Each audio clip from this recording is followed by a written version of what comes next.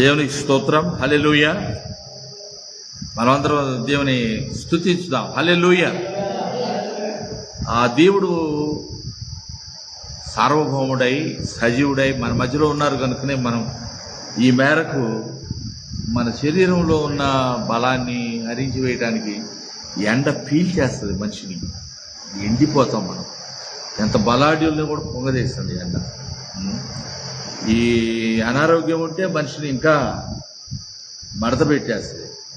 మరి దేవుడు కృప చూపించబట్టే మనలో ప్రతి ఒక్కరూ సజీవంగా ఉంటున్నాం. ఈ మధ్య ఎండల్లో అనేక మంది పాపం తీవ్రమైన వేడిమికి ఒక్కరోజే 100 మంది చనిపోయారని విని నేను షాక్ అయ్యాను. రాబోయే దినాలు ఘోరమైన దినాలు, భయంకరమైనవి. అయినా కూడా దేవుని నమ్ముకున్న బిడ్డలకు ఏ ప్రమాదం కానీ, ఏ దుర్వార్త కానీ, ఏ యుద్ధం కానీ, ప్రకృతి వైపరీత్యాలకు వచ్చిన సమాచారం కానీ మన కృంగదీయదు. హల్లెలూయా. అది అందరూ చెప్తాం హల్లెలూయా. ఏది మన కృంగదీయకూడదు. అదే దేవునిలో మనం ఉంచిన నిరీక్షణ.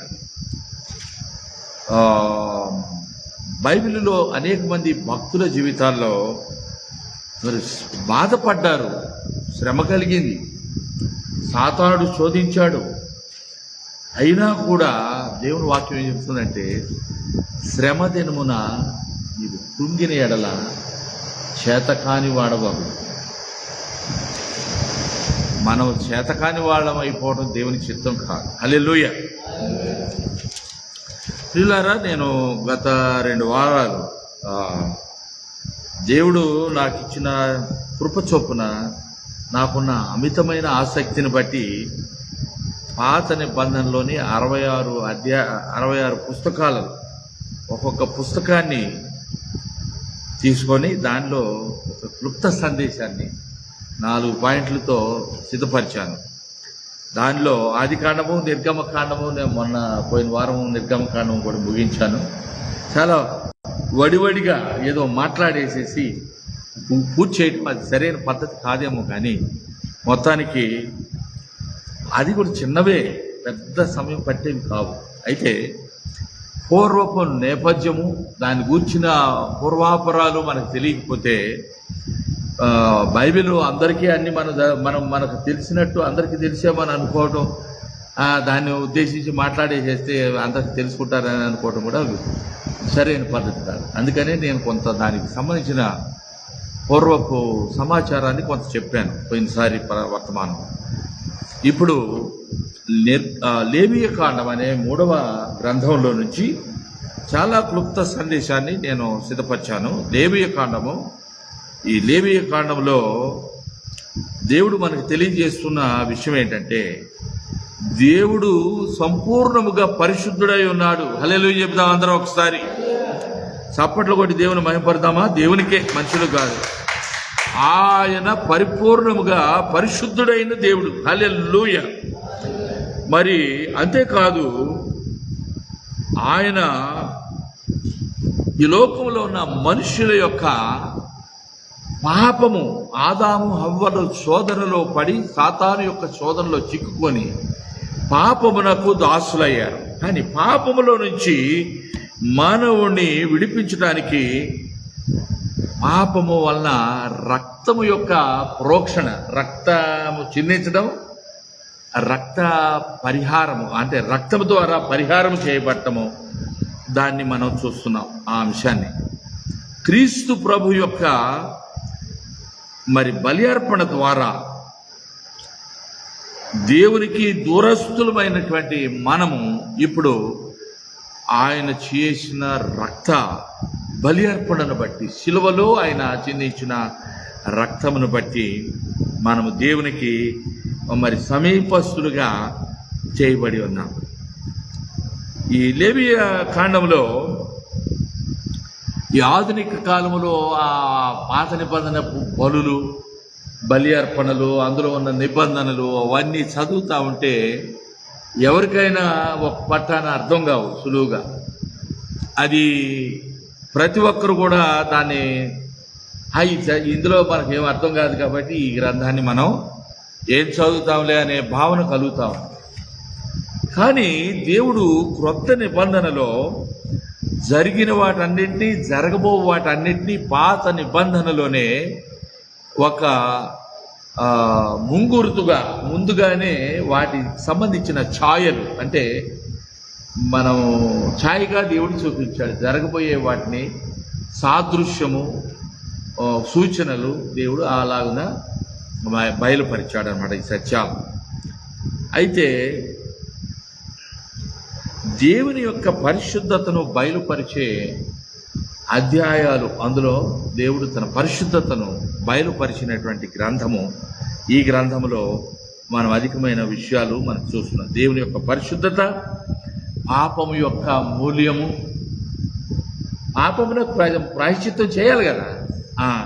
పాపము చాలా ఖరీదైనటువంటిది, చాలా అది అధికమైన విలువ కలిగిన వాటిని డిమాండ్ చేస్తూ ఉందన్నమాట. పాపము నుంచి విడుదల పొందాలంటే యేసుప్రభు ఎంత అమూల్యమైన రక్తమైన, గొర్రెల యొక్క, జంతువుల యొక్క, లేక ఎద్దుల యొక్క, లేకపోతే పశువుల యొక్క, మరి మన పక్షుల యొక్క, అంటే వాటి రక్తంలో ముంగుర్తుగా మాత్రం అది చేయబడింది. కానీ అంతిమంగా ప్రభు అయిన యేసుక్రీస్తు వారి యొక్క ఆ రక్తము యొక్క ఆవశ్యకత, ఆ రక్తము యొక్క విమోచన శక్తి, పాపములో నుంచి విడుదలకు అత్యంత ఆవశ్యకమైన ప్రభు అయిన యేసుక్రీస్తు వారి యొక్క రక్తము యొక్క ప్రాధాన్యతను ఈ యొక్క గ్రంథంలో మనం చూస్తూ ఉన్నాం.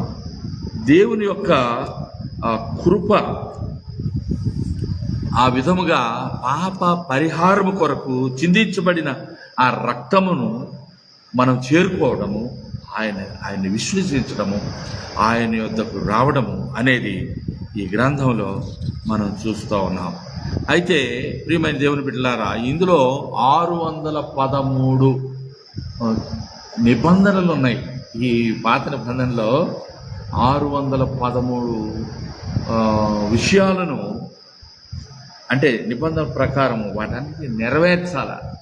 ఈ నిబంధన మానవుడు లేకపోయాడు కనుకనే దాన్ని పరిపూర్ణుడైన ప్రభువే మనుష్యుడుగా అవతరించి పాపరహితమైన తన జీవితం ద్వారా ఈ లోకములో ఆయన మనుష్యుల మధ్యలో శరీరము ధరించుకుని వచ్చిన దేవుడుగా ఆయన అవతరించినందువలన ఈ లోకములో మనుషులందరికీ ఒక మార్గమును ఆయన ఉపదేశించారు. అంతేకాకుండా 5 రకములైనటువంటి బలి అర్పణలను ఈ లేవియ కాండం మనకు తెలియచేస్తూ ఉన్నది. అంతేకాకుండా మరి దేవుని యొక్క పాప క్షమాపణ దినాన్ని అది ప్రచురపరుస్తూ ఉంది లేవియ కాండం.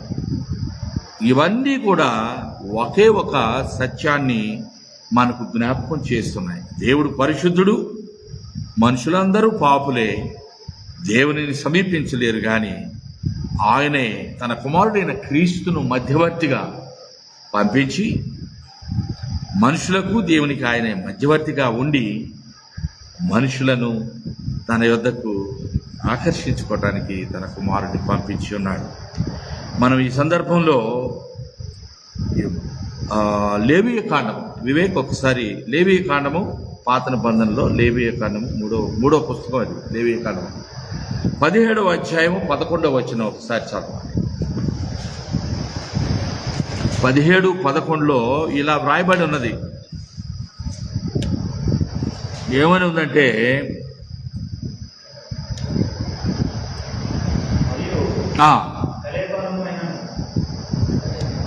కాదు 17:11 లేవియ కాండం. రక్తము, నేను తీశాను, రక్తము దేహమునకు ప్రాణము, మీ నిమిత్తము ప్రాయశ్చిత్తము చేయనట్లు బలిపీఠము మీద పోయుటకై దానిని మీకిచ్చితిని. చూడండి, రక్తము దేహమునకు రక్తమే ప్రాణం. మన యొక్క అపరాధము పోవటానికి రక్తము చిందించబడకుండా పాప పరిహారం జరగదు గనుక దేవుడు ఏం చెప్తున్నారు? రక్తము దేహమునకు ప్రాణము, మీ నిమిత్తము ప్రాయశ్చిత్తము చేయుటకు బలిపీఠము మీద పోయుటకై దానిని మీకిచ్చితిని. హల్లెలూయా. మనుష్య జాతి యొక్క పాపము పరిహారము చేయబడుటకు ఆది నుండి దేవుడు బయలుపరిచినటువంటి విధానము రక్తము చిందించడం. దేవునికి పాపమును మనిషిపై నుండి పాప దోషమును తొలగించేది రక్తమే కనుక దాని యొక్క ప్రాధాన్యతను దేవుడు తెలియచేస్తూ వచ్చారు ఆది నుండి. అయితే కాలము మధ్యలో అంటే దినముల అంతములో వాస్తవానికి ప్రభు అయిన యేసుక్రీస్తు ఈ లోకములో సశరీరుడుగా ప్రత్యక్షమై కన్యక గర్భము ద్వారా పుట్టి పాపరహితమైన తన జీవితము ద్వారా ఎన్నడూ ఏ పాపము చేయని యేసయ్య పాపరహితుడుగా ఉన్న దేవుడు మనుషుల యొక్క పాపము పరిహారం కావాలంటే గొర్రెల యొక్కయు, మేకల యొక్కయు, పక్షుల యొక్కయు, కోడెల యొక్కయు ఇవి ఏ రక్తము వల్ల కూడా పాప పరిహారం పరిపూర్ణంగా జరగదు. తాత్కాలికమైనటువంటి ఉపశమనము దేవుడు సంవత్సరానికి ఒక పర్యాయము బల్యార్పణ విధానాన్ని చెప్పారు. కానీ తదనంతర కాలంలో లోకములో సాక్షాత్తు దేవుడే కుమారుడైన క్రీస్తు రూపంలో లోకములో అవతరించారు. ఆయన అవతరించడం కారణం ఏంటంటే రక్తం యొక్క బలి అర్పణకు పాపరహితమైన రక్తం యొక్క ఆవశ్యకత ఏర్పడింది. ఆ రక్తమును చిందించడానికి ఈ లోకములో ఎక్కడ ఏ రక్తము పనికిరాదు. హల్లెలూయా. యేసు రక్తమే మనలను తండ్రి అయిన దేవునికి సమీపస్తులుగా చేస్తుంది. యేసు రక్తమే మనల్ని శుద్ధి చేస్తుంది. ఆ రక్తమే తండ్రి అయిన దేవునికి అంగీకార యోగ్యమైనది. ఆయన మాటలో కానీ, క్రియలో కానీ, తలంపులలో కానీ, మరి ఏ విధంగా తన ప్రవర్తన ద్వారా కానీ ప్రభు అయిన యేసుక్రీస్తు ఎన్నడూ ఏ పాపము చేయని మనుషుల నిమిత్తము మనిషిగా అవతరించిన దేవుని ప్రియకుమారుడైన క్రీస్తుకు ఉన్న వ్యత్యాసం అదే.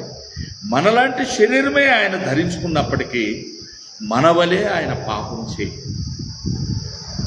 మనము పాపులమైపోయాము.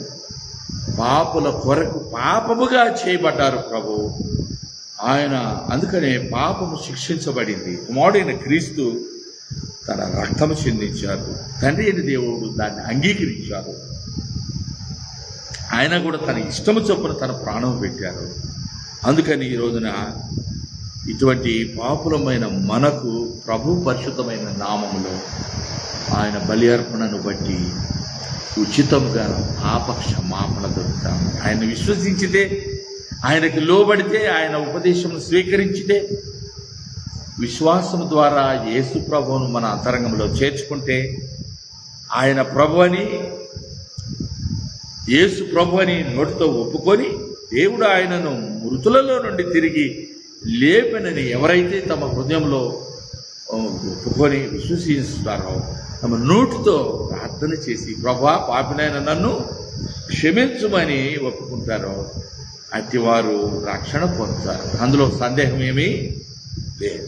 పైగా గత వారం నేను ఎక్కువగా ఎంఫసైజ్ చేసినటువంటి విషయము, భూదిగంత జనులారా మీరు నా వైపు చూచి రక్షణ పొందుడు అనే దానిని ఎంతో శక్తిని వినియోగించుకొని, ఆ శక్తిహీనమైన శరీరంలో ఉన్న నేను బలహీనుడిగా ఉండి కూడా దేవుడిచ్చిన ఆ గొప్ప శక్తిని బట్టి, నాలో ఆయన ఇచ్చిన ఉత్సాహము, ఉద్వేగాన్ని బట్టి నేను గత వారం అంత గట్టిగా దాన్ని నేను ఎంఫసైజ్ చేశాను. ఈరోజు మనం తెలుసుకోవలసినటువంటి విషయం వివేక్ 19వ అధ్యాయం, అదే లేవియ కాండంలో 19వ అధ్యాయము మరి 2వ వచనం చూద్దాం. మీరు పరిశుద్ధులై ఉండవలెను. మీ దేవుడైన యెహోవాకు మీ దేవుడైన యెహోవానైన నేను పరిశుద్ధుడనై ఉన్నాను. ఆగండి, దేవుడు మనకి ప్రతి పర్యాయం కూడా తన యొక్క వాస్తవిక గుణ లక్షణం, దేవుని యొక్క నైజం, దేవుని యొక్క సహజ సిద్ధమైన లక్షణం ఏంటంటే ఆయన పరిశుద్ధుడు. దేవుడి పేరు చెప్పి దేవుని బిడ్డలమని మనం చెప్పి ఈ లోకంలో మనం జీవిస్తూ ఉన్నామంటే ఆయన పరిశుద్ధుడుగా ఉన్నాడు కనుకనే మనం జీవిస్తూ ఉన్నాం. ఆయన తన పరిశుద్ధతను మనకు ఆపాదించడమే. మనకు పరిశుద్ధత లేదు. వీ డోంట్ హ్యావ్ ఎనీ పరిశుద్ధత మనకి లేదు. మన పరిశుద్ధం కానే కాదు. మన జన్మ వలన, మన క్రియల వలన, మన ఆలోచన విధానం వలన చెడిపోయిన ఈ హృదయంతో ఆ శోధనను ఆదాము హవ్వల నుండి మనకు సంక్రమించినటువంటి పాపం అనే సంక్రమణ వ్యాధితో భూమి మీద ప్రతి మనుష్యుడు బాధపడుతూ ఉన్నాడు, మరణానికి గురయ్యాడు.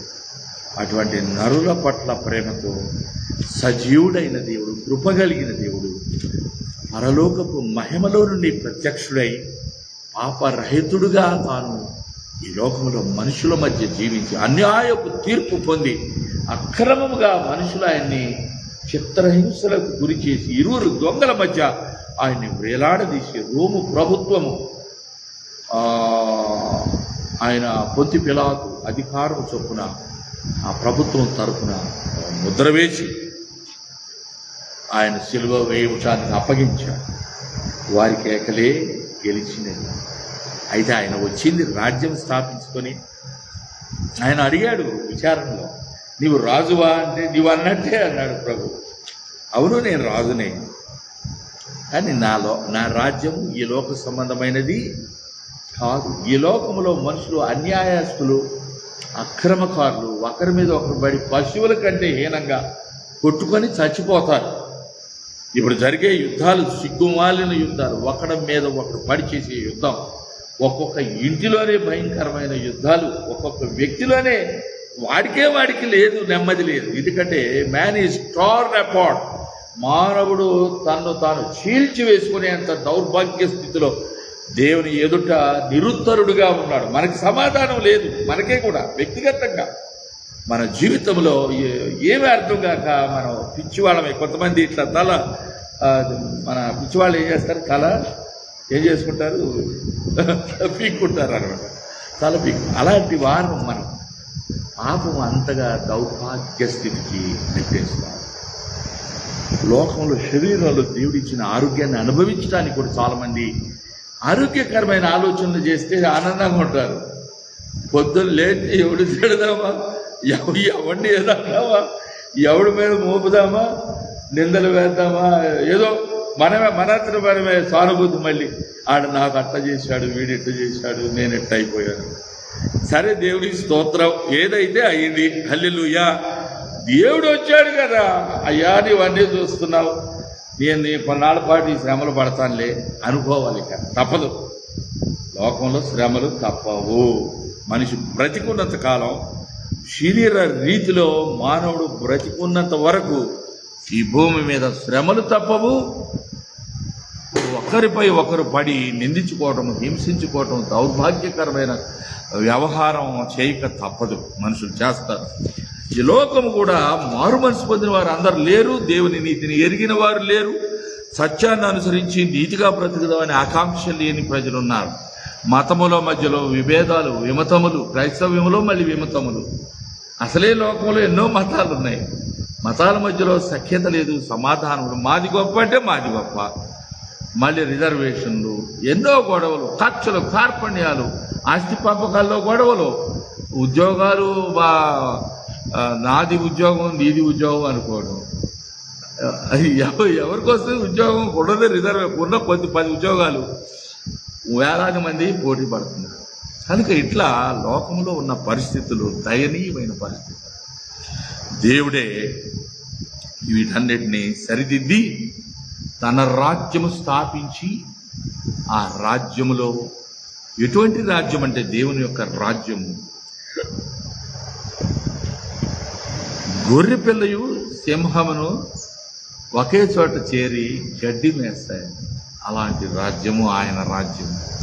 అతి నీతిమంతుడైన దేవుని రాజ్యము, అది పరిశుద్ధుడైన దేవుని రాజ్యము.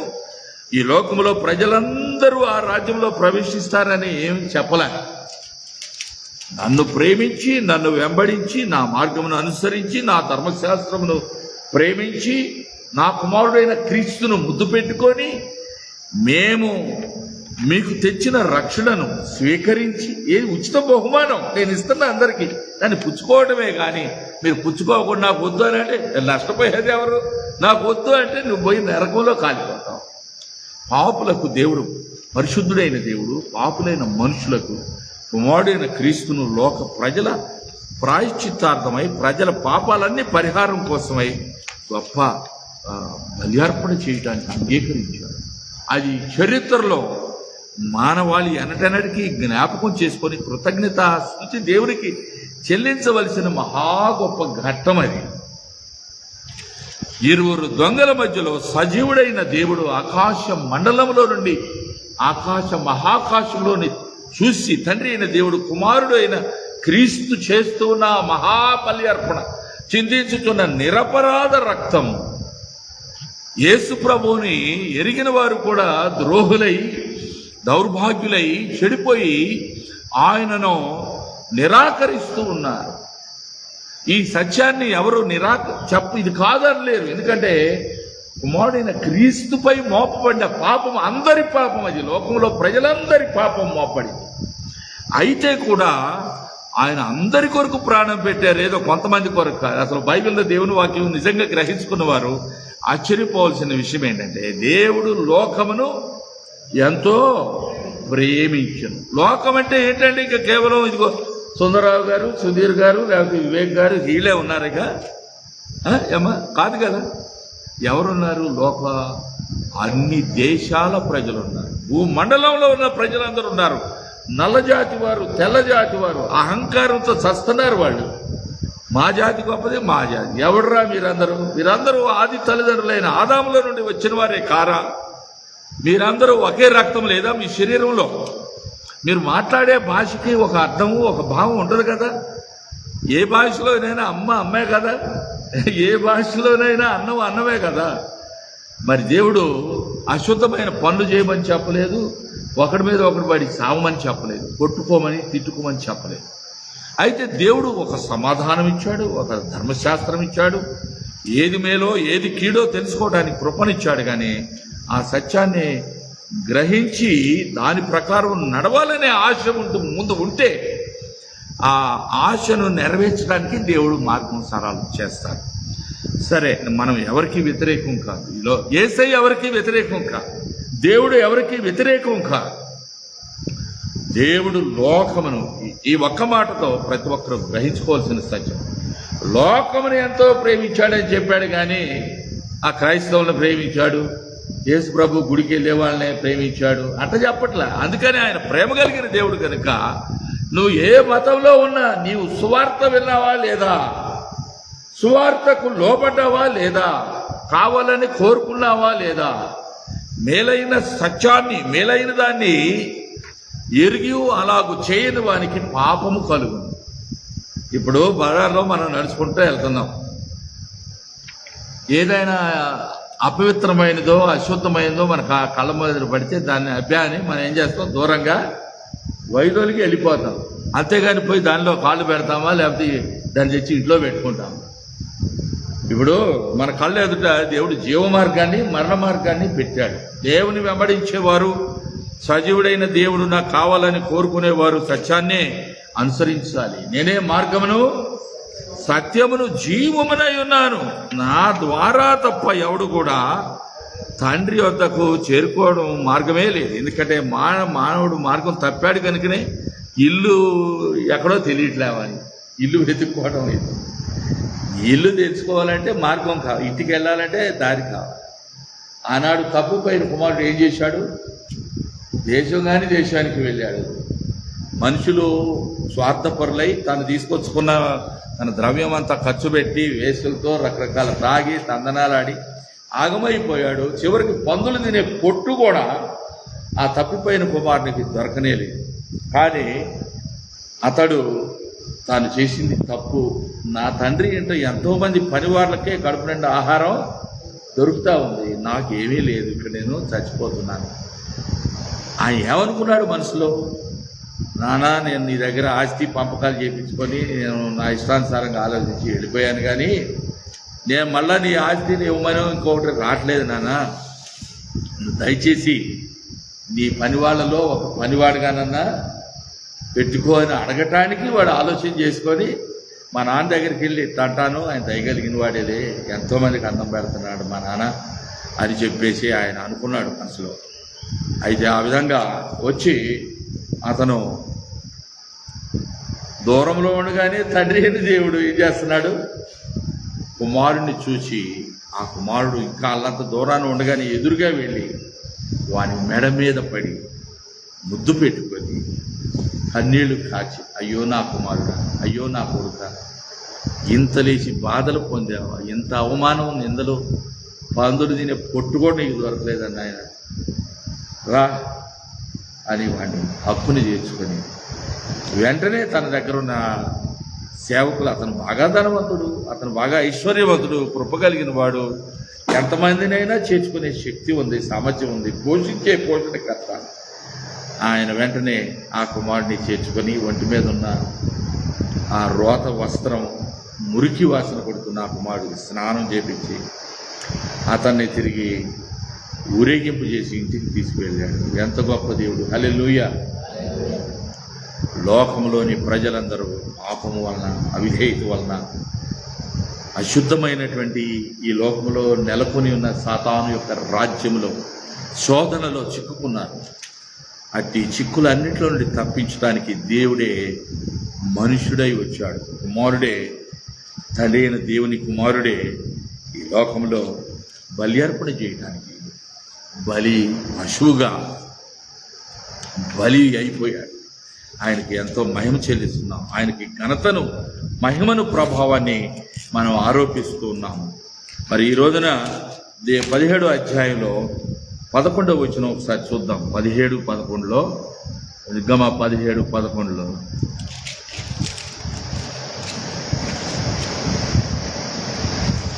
ఆశ్చర్యకరమైన దేవుని సత్యాలు. రక్తము దేహమునకు ప్రాణము, మీ నిమిత్తము ప్రాయశ్చిత్తము చేయునట్లు బలిపీఠము మీద పోయుటకై దానిని మీకు ఇచ్చితనని తండ్రి అయిన దేవుడు సెలవిస్తూ, అంటే వాస్తవానికి ఒక జంతువులో ఉన్న రక్తము దాని ప్రాణం, అంతే కదా. రక్తము ప్రాణమే. మనకు కూడా అంతే. మన శరీరంలో రక్తం పోతే మనిషి చచ్చిపోతున్నాడంట, రక్తం లేదు. మరి ఆయన తన రక్తం ఇచ్చాడు, తన రక్తంతో మన ఆదుకున్నాడు, మన పోషించాడు, బ్రతికించాడు. ఈరోజు నా యేసయ్యను మనం జ్ఞాపకం చేసుకుంటూ ఉన్నామా అని మనము పరిశీలన చేసుకోవాలి. కృతజ్ఞతాపూర్వక హృదయాలతో మనం ఆయన జీవిస్తున్నాం. For the life of the flesh is in the blood and I have given it to you upon the altar to make an atonement for your soul. For it is the blood that maketh an atonement for the soul. పాపమునకు ప్రాయశ్చిత్తము, ఒక ఆత్మకు ప్రాయశ్చిత్తం చేసేదే రక్తం అన్నమాట. దేవుడు పరిశుద్ధుడై ఉన్నాడు. మనందరినీ పాపులుగా తీర్మానించింది ఏంటో తెలుసండి? 19వ అధ్యాయంలో 2వ వచనం ఒకసారి దాన్ని చదివిందే మళ్ళీ చదువుతున్నాం. మీ దేవుడైన యెహోవా దేవుడు చెప్తున్నాడు, నేను పరిశుద్ధుడనై ఉన్నాను. మీలో ప్రతివాడును, అవును చాలు, ఇది ఒక ఆజ్ఞ. అలాగే చాలామంది దేవునికి లోబట్టలేదు. చాలామంది తండ్రికి ప్రతినిధిగా, పరలోకపు తండ్రికి ప్రతినిధిగా ఉన్న తల్లికి తండ్రికి కూడా చాలామంది లోబట్టడం లేదు. అవిధేయంగా మాట్లాడటం, అక్రమంగా వారితో వ్యవహరించడం, వారిని వృద్ధాప్యంలో చూడలేకపోవడం, వారిని నిరాకరించడం, వారిని నేను ఆ మధ్య పేపర్లో చదివి మీకు కూడా గతంలో చెప్పాను ఏదో ప్రసంగంలో. ఒక 20 కుమారులు ఉన్నారంట. వారి తండ్రి ఎప్పుడో చనిపోయాడు, తల్లి సజీవంగా ఉంది. ఆమె పాపం సాగు బతుకుల మధ్యలో ఉంటుంది, ఆమెను ఎవరో చూడట్లా, అన్నం పెట్టట్లా. చిన్న కుమారుడు దగ్గర ఉంటుందంట. ఆయన ఏం చేశాడు, ఒకరోజు శ్మశానం దగ్గరలో చెట్టు కింద కుంకిల మంచం మీద ఆమెను పెట్టాడు. ఆ విషయం తెలిసి అందరూ ఊరు పెద్దలు గద్దించి అతన్ని ఏడ్చారు, బాధపడ్డారు, అంటే దుఃఖపడ్డారు. పోలీసు వాళ్ళకి ఎవరో చెప్పారు. వాళ్ళు వచ్చి నీ తల్లిని మర్యాదగా తీసుకుని వెళ్ళి ఆమెను పోషించు, ఆమె చనిపోతే తీసుకెళ్ళి అప్పుడు చంపే అదే అంత్యక్రియలు చేయొచ్చు, కానీ బ్రతికొండగానే నువ్వెవడవరా ఇట్లా చేయడం అతను అందరూ గద్దించారు మనస్సాక్షితో. అతను కూడా పోలీసు వారు వచ్చి హెచ్చరించిన తర్వాత తీసుకువెళ్ళక దేవుని ప్రియ బిడ్డలారా, మన పెంచి పోషించిన మన తల్లిదండ్రులకు ఎలాగైతే లోబడాలో, మనందరినీ సృష్టించిన సృష్టికర్త మన తండ్రి, పైనుండి మన చూస్తున్నవాడు, అత్యంత పరిశుద్ధుడు, తన కుమారుణ్ణి మన కొరకు పంపినవాడు, పరమ తండ్రి, ఆయనకు మనము మరి భయపడుతున్నామా, అది మనము ఆలోచన చేసుకోవాలి. మరి మనం చూసినట్లయితే పాపమునకు రక్తమే అవసరం అని చెప్పాను కదా. ఆ రక్తం చిందించకపోతే పాప పరిహారము లేదుగాక లేదు. పాత కాలములో, పాత నిబంధన దినములలో, లేవీయ కాండ దినములలో అప్పుడు పశువుల యొక్క రక్తము, వరిల మేకల యొక్క రక్తము దేవుడు అంగీకరించాడు తాత్కాలికంగా. ఏది, 1 సంవత్సరానికి మరలా తిరిగి వెళ్ళి దేవుని మందిరము వెళ్ళి కుటుంబ సమేతంగా వెళ్ళి దేవుని సముఖంలో వారు ఆ పాప పరిహారార్థ బలి అర్పించుకునే దాకా అది 1 సంవత్సరం మాత్రం దాన్ని అంగీకరించారు. అది తాత్కాలికమైనది. అట్లా ఎన్నాళ్ళు చేసినా, ఎన్నేళ్ళు చేసినా అంతులేని ఈ పాపము మనిషిని బలి చేస్తూ చేస్తూ చేస్తూ వచ్చారు. చివరికి ప్రభువైన యేసుక్రీస్తు వారి యొక్క అత్యున్నతమైన, అత్యంత శ్రేష్టమైన ఒకే ఒక్క బలి అర్పణ ఈ లోకంలో ఆయన చేయడం వల్ల ఈ రోజున మనము స్వేచ్ఛగా ఆయన సముఖంలోనికి వెళ్ళి నాయనా తండ్రి అని మొర్రపెట్టుకుంటూ, కుమారుని బట్టి, ఆయన చిందించిన రక్తమును బట్టి, ఆయన మనపై చూపిన ప్రేమ చేత, అర్పించిన ప్రాణమును బట్టి, మన మీద ప్రేమ చేతను ఉచితంగా, బాబా ఎంత చెప్పినా చాలది. ఆ ప్రేమకు మనం ఏం చేస్తున్నామని మనము పరిశీలన చేసుకుని, మన ఆయన ఏదో పెద్ద బలవంత పెట్టి నువ్వు అది చేయి, నువ్వు ఇంత డబ్బు చెల్లించు, లేకపోతే నాకు అది ఇవ్వు, ఇది నీ ఇల్లు రాసివ్వు, లేకపోతే నీ జీతంలో సగం తెచ్చి కట్టు, ఈ పొలంలో పని అన్నీ తెచ్చి నాకు ఇవ్వు. ఎవరికి అక్కర్లేదండి. వృషభముల రక్తం నేను త్రాగుదరా అంటున్నాడు. నాకు ఏమన్నా మీరు చేసేవన్నీ నాకేమన్నా అవసరమా ముందు? మిమ్మల్ని మీరు సమర్పించుకోండి అయ్యా, మీ హృదయాన్ని నాకు ఇవ్వండి, హృదయపూర్వకంగా ప్రేమతో నా దగ్గర రండి అని దేవుడు కోరుకుంటున్నాడు. దేవుని ప్రియ బిడ్డలారా, ఈ రోజున దేవుడు మరి మనం చూసినట్లయితే 9వ అధ్యాయం కొత్త నిబంధనలో ఒకసారి చూద్దాం. హెబ్రీ పత్రికలో 9వ అధ్యాయము 22వ వచనం. హెబ్రీ పత్రిక 9వ అధ్యాయము 22వ వచనం.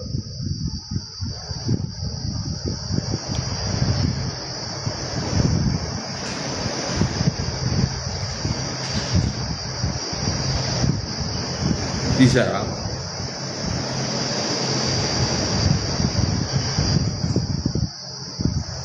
ఆ చివరికి వస్తుంది, ఆ చివరి వస్తుంది.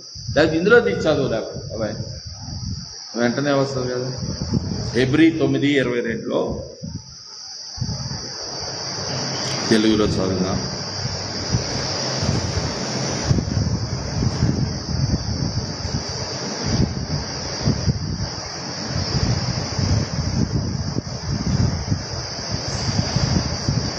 హెబ్రీ 9:22.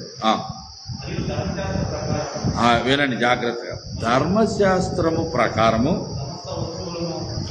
తమ సమస్త వస్తువులను రక్తము చేత శుద్ధి చేయబడునని రక్తము చిందింపకుండా పాప క్షమాపణ కలగదని సామాన్యముగా చెప్పవచ్చును. ఎందుకంటే మనం చదువుతున్న దాన్ని అంతటిని బట్టి, గ్రహిస్తున్న దాన్ని బట్టి ఏ వస్తువు కూడా రక్తము ద్వారా తప్ప పరిశుద్ధము కాదు. మనం వాడుకునే ఉపకరణాలు సైతం, వస్తువులన్నీ కూడా రక్తం చేతనే పవిత్రపరచబడాలి. అది రక్తం అనేది మొదటి నుంచి అన్ని సంస్కృతులలో, ఈ లోకంలో అన్ని మతాలలో రక్తం అనే దానికి ప్రాధాన్యత ఉంది. మా చిన్నప్పుడు మన ఊర్లో కూడా జాతర పెద్ద ఎత్తున జరిగేది. ముత్యాలమ్మ జాతర జరిగింది నా చిన్నప్పుడు. ఇది మనకు కొన్ని ఏళ్ల తర్వాత నుంచి, నా చిన్నప్పుడు కొన్ని ఏళ్ళు గడిచిన తర్వాత ఇక వాళ్ళు చేయటం మానేశారు. మన ఊర్లో ఉన్నదే, మన ఇక్కడ బొమ్ము వ్యవసాయం గారి ఇంటి ముందులో అక్కడ పశువులను నరకడం, కోడి పోయడం, ఇక అక్కడ ఒక దేవత ఉండేది ముత్యాలమ్మ కనుక అది పాడుపాట బావి ఒకటి ఉండేది అక్కడ. ఇవన్నీ కూడా ఎందుకు చెప్తున్నాను, ఎందుకు అన్ని సంస్కృతులలో, అన్ని మతాలలో కూడా రక్తం చిందించడం యొక్క ప్రాధాన్యత అది తెలియజేసింది. కానీ ప్రభు అయిన యేసు చిందించిన రక్తమే శ్రేష్టమైన రక్తము, ప్రతి పాపము నుంచి విడిపించే రక్తము, పాపులను పరిశుద్ధులను చేసే రక్తము, తండ్రి అయిన దేవుని ఎదుట మనలను అంగీకరింపజేసే రక్తం అన్నమాట. అంతేకాకుండా మనం చూసినట్లయితే 5 రకాలైనటువంటి ఆ యొక్క క్రీస్తు ప్రభు యొక్క వివిధ రకాలైనటువంటి శుద్ధీకరణ, మన ఆత్మలను, మన జీవితాలను బాగు చేసే విధానంలో భాగంగా ఈ లేవి కాండంలో తెలియజేయబడిన 5 రకాలైన అర్పణలు ఉన్నాయి. అది వాటిలో మొదటిది ఏమర్పణ అండి? అది దహన బలి. దహన బలి అర్పణ అంటే పూర్తి కాల్చివేయటం, దహన బలి.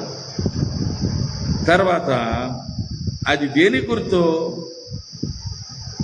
సంపూర్ణ సమర్పణకు గుర్తు. హల్లెలూయా. దహనం చేయటే పూర్తిగా ఇక అసలు అది ఏం మిగలదు, బూడిదైపోవాలి. మానవుడు దేవుని ఎదుట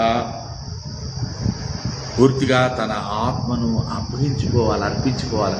మనకన్నీ నిబంధనలు పెడతాను దేవుడి దగ్గర కూడా వచ్చి, నేను పలాని చేస్తానయ్యా, నువ్వు నాకు ఎట్టో కట్ట నాకు దారి చేయాలయ్యా, నాకు ఇన్ని ఆశలు ఉన్నాయి, నా ఆకాంక్షలు ఉన్నాయి, నెరవేర్చు అని మనం మొక్కుంటాం. అంత నిబంధనలతోటే, నియమాలతోటే, దేవుని దగ్గర షరతులతోటే మానవుడు వస్తూ ఉంటాడు. పరిపూర్ణంగా సమర్పించుకోని దేవుడు చెప్తూ ఉన్నాడు. మనం చేయలేం, మానవుడు చేయట్లేదు. పరిపూర్ణ సమర్పణ, దహన బలి అర్పణ ఎవరు చేస్తున్నారు? చేయలేదు. సరే, ఇంకొకటి,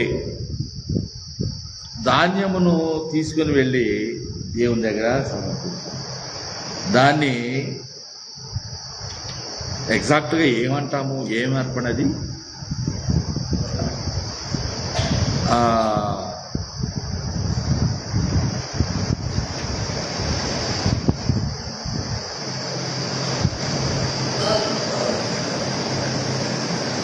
అది ధాన్యమును మనము పొలంలో నుండి తీసుకుని వచ్చిన ధాన్యము సమర్పించి దేవుని సముఖంలో దేవునికి సమర్పించే అది ధాన్యము, అవి సమర్పించే ఆశ.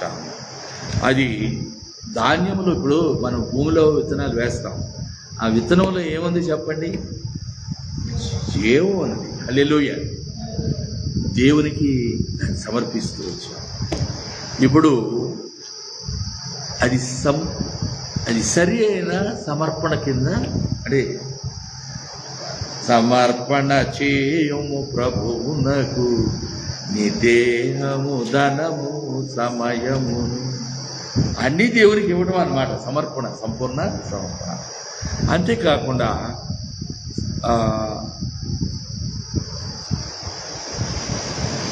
సమాధాన అర్పణ,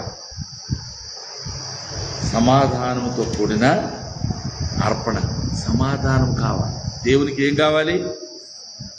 దేవునితో మానవుడు తిరిగి పునరుద్ధరణ అవ్వాలి, తిరిగి సమాధానము కావాలి.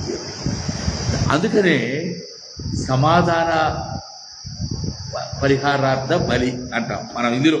ఏది పాత నిబంధనను తెలుగులో కూడా మనం అదే పని. నేను ఇంగ్లీష్ బాగా చేయడం వల్ల, నేను ఇంగ్లీష్లో వరకే పరిమితం చేసుకోవడం వల్ల చాలా వరకు ఇది ఆధునిక కాలంలో ఇంగ్లీష్లో అనేక ప్రజలకు మనం చెప్పాలనే ఒక ఆశతో ఆకాంక్షతో మన మాతృభాష మనం తెలుగువారం అది ఎందుకో కొంత వెనుకబడ్డాము. దేవుడు సహాయం చేయనుగాక. ఈ బలి అర్పణలను గూర్చి నేను మరొక పర్యాయం మీ అందరికీ తెలుగులో వాటి పదాన్ని తెలియజేస్తాను, నన్ను క్షమించండి, ఏమనుకోవద్దు. అంతేకాకుండా అపరాధ పరిహారార్థ బలి అని ఉన్నది. ఏది లేవీకాండం మీరు చదువుకున్నప్పుడు మీరు నోట్ చేసుకున్నది, అండర్లైన్ చేసుకుంటే బైబిల్స్లో ఆ పదాలు కరెక్ట్ పదాలు మనకి తెలుస్తాయి. అది మనం చేసిన ఫలానా ఏదైనా మన వల్ల పొరపాటు జరిగితే దానికోసం మనం ఆ అపరాధము పరిహారం కావాలని దేవుని దగ్గర మనం చేసుకునే పరిహారం. అంతేకాకుండా పాప పరిహారార్థ బలి అని ఉంది. దానిని సబ్స్టిట్యూషన్ అంటాం. ప్రభు అయిన యేసుక్రీస్తు చేసినవి ఇవన్నీ మనం చేస్తే అంగీకారం కావాలి. యేసు ప్రభు వారు మన కొరకు చేసిన అర్పణలన్నిటికీ అవి సూచనగా ఉన్నాయి. తెలుగులో మనం లేవీకాండంలో చదివే ఈ రకరకాల బలి అర్పణలన్నీ కూడా 5 రకాల బలి అర్పణలు. అవన్నీ కూడా ప్రభు అయిన యేసు మన నిమిత్తము తండ్రి అయిన దేవునితో చేసిన బలి అర్పణలు అన్నమాట. పరిపూర్ణం చేశాడు ఆయన. అందుకనే వాటిని దేవుడు మనకు తెలియజేస్తున్నారండి. మనం తెలుసుకోవాలనే అవగాహన కోసం ఇవన్నీ చెప్తున్నాను. యేసయ్య కృప కలిగిన వాడు. అయితే లేవీకాండంలో ఒకసారి 16వ అధ్యాయం 16వ అధ్యాయం చదువు వివేక్. అక్కడ సంవత్సరమునకు ఒక పర్యాయము ప్రధాన యాజకుడు అతి పరిశుద్ధ స్థలములో రక్తముతో ప్రవేశిస్తాడు. అది చదవండి 16వ అధ్యాయం. రక్తముతో ప్రవేశిస్తాడు. తన కొరకును తనతో పాటు ఉన్న సమాజంలోని ఇతర అందరి వ్యక్తుల కొరకును ఆయన రక్తంతో ప్రవేశిస్తాడన్నమాట. మరి ఆ రక్తము యేసుప్రభు వారు ప్రవేశించింది తన రక్తంతో కానీ, తన పాపము లేనివాడు కనుక మనుషులందరి కొరకు ఆయన చేశారు. తన కొరకు ఆయన మనుషుడు కాదు కాబట్టి, మనుషులకు వలె ఆయన పాపంలో లేడు కాబట్టి, పాపి కాడు కాబట్టి ఆయనకు అది వర్తించదు. కానీ ఆయన గొప్ప బలి అర్పణ. ఆయన 9వ అధ్యాయం హెబ్రీ పత్రికలో 12వ వచనం రాయబడింది. ఆయన ఒక్కసారే ఆయన బలి అర్పణ చేయటానికి, ఆయన సమాధాన పరచడానికి 9:12 హెబ్రీ చదువు. ముగించేస్తారు, 2-3 నిమిషాలు అయిపోతుంది. చదువు.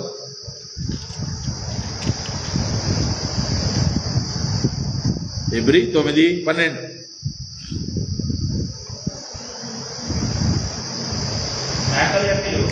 మేకల యొక్కయు గొర్రెల యొక్కయు రక్తముతో కాక తన స్వరక్తముతో ఒకేసారి పరిశుద్ధ స్థలంలో ఆయన ప్రవేశించాడు. అంతే కదా. ఏలయనగా మేకల యొక్కయు ఎడ్ల యొక్కయు రక్తం మైలపడిన వారి మీద చల్లేదారు. ఆ చలుటియే ఆ లేవీకాండంలో ఇవన్నీ చేసినప్పుడు అవి చల్లటంతో ఇంత పరిశుద్ధులైనప్పుడు ప్రజలు యేసయ్య తన స్వరక్తం ఇచ్చి తాను చిందించిన రక్తంతో ఆయన అత్యంత పరిశుద్ధ సన్నిధిలోకి, దేవుని సముఖంలోకి ప్రధాన యాజకుడిగా ప్రవేశించాడు కనుక మరి నిశ్చయముగా మన పాపములు పరిహారము చేయబడినవి అని హెబ్రీ పత్రికల్లో మనం చదువుతాం. దేవుని ప్రియ బిడ్డలారా, కీర్తన గ్రంథం ఒకసారి మనం చూసినట్లయితే కీర్తన గ్రంథము 103వ అధ్యాయం 12వ వచనం.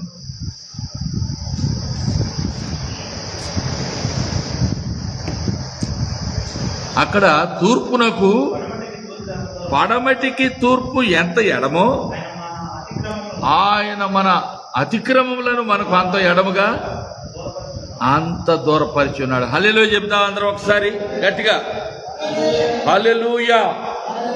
నా ప్రియమైన దేవుని బిడ్డలారా, నా సహోదరి సహోదరులారా, దేవుని యొక్క కృప ఎంత గొప్పదో చూడండి. అదే పడమటకి తూర్పు ఎంత ఎడమో, మన పాపములను మనకు అంత ఎడము చేసి ఉన్నాడు అన్నమాట. అందుకనే ఈ లేవీయ కాండంలో ఒక గొర్రెను మేకను తీసుకొని దానిపైన చేతులుంచి పాపములన్నీ దాని మీద ప్రవేశపెట్టి, అంటే దాని మీదకి పెట్టేసి దాన్ని అడవిలోకి తోలేసేయండి. అది ఎంత దూరం వెళ్ళిపోతాయి కదా, ఇది రాదు, ఇక మనుషుల దగ్గరికి రాదు. అది దేనికి సూచన? ప్రభువైన యేసుక్రీస్తు తాను శరీరధారిగా వచ్చి పాప ప్రాయశ్చిత్తం చేసి నరులందరి ఎళ్ళ తనకున్న ప్రేమ చేత తన రక్తముతో పాప ప్రాయశ్చిత్తం చేసినందువల్ల పడమటికి తూర్పు ఎంత ఎడమో, మన పాపములకు ఆయన మన అంత ఎడము చేసి ఉన్నాడు. ఎంత గొప్ప దేవుడు! ఈ పరిశుద్ధ లేఖనము చదవడం వల్ల మానవుడు ఎంత బుద్ధి లేని వాడికి కూడా జ్ఞానం కలుగుతుంది. మాటలు రాని వాడికి కూడా 4 మాటలు వస్తాయి. నేనే పెద్ద ప్రసంగికుడు కాదు, నాకు ఏమీ రావు. ఈ మాట చెప్పడానికి కూడా కొంతమందికి ఇష్టం ఉండదు. ఏది నాకు రావు, మరి ఎందుకు చెప్తున్నావు అంటే, అందులో దేవుడు ఉన్నాడు, బయలుపరిచాడు సత్యం. నాలాంటి పనికిమాలిన వ్యక్తికి, జ్ఞానం లేని వ్యక్తికి, పశుప్రాయుడికి ఈ మాటలలో ఉన్న విలువైన అర్థం ఆత్మ ద్వారా దేవుడు గ్రహింపజేశాడు.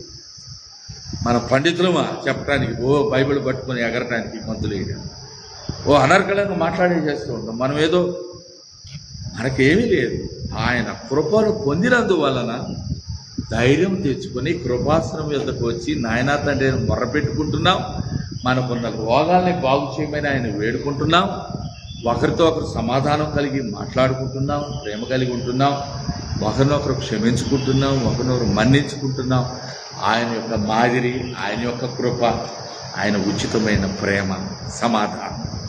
నా ప్రియమైన దేవుని బిడ్డలారా, సహోదరి సహోదరులారా, కల్వరిలో యేసయ్య చేసిన ఈ బలి అర్పణ ఎంత గొప్పదో.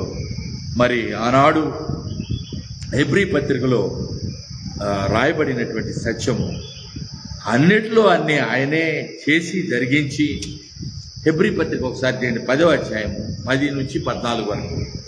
ఇంకా మనం ఎక్కువ చదివేది ఏమీ లేదు, పూర్తయిపోయింది. హెబ్రీ పత్రిక 10వ అధ్యాయము 10 నుండి 14 వరకు. యేసుక్రీస్తు యొక్క శరీరము ఒక్కసారియే అర్పించబడుట చేత మనము పరిశుద్ధపరచబడి ఉన్నాము. మరియు ప్రతి యాజకుడు సేవ చేయొచ్చు, పాపమును ఎన్నటికీ అర్పించు ఉండదు. ఏది లేవీ కాండంలో మనం చూస్తాం. ఆ పాత నిబంధన అంతా కూడా ప్రభువైన యేసుక్రీస్తు వారి యొక్క ప్రత్యక్షమైన తర్వాత యెరూషలేము గవిని వెలుపుట ఆ 20 దొంగల మధ్య ఆయన శ్రమ పడే దినము వరకు కూడా ఇవి కొనసాగినాయి బలి అర్పణ. ఇప్పుడిక యేసయ్య బలి అర్పణ అయిన తర్వాత ఏ బలి ఆ దేవునికి అవసరము లే, అది అత్యంత శ్రేష్టమైన బలి అర్పణ. చదువు 14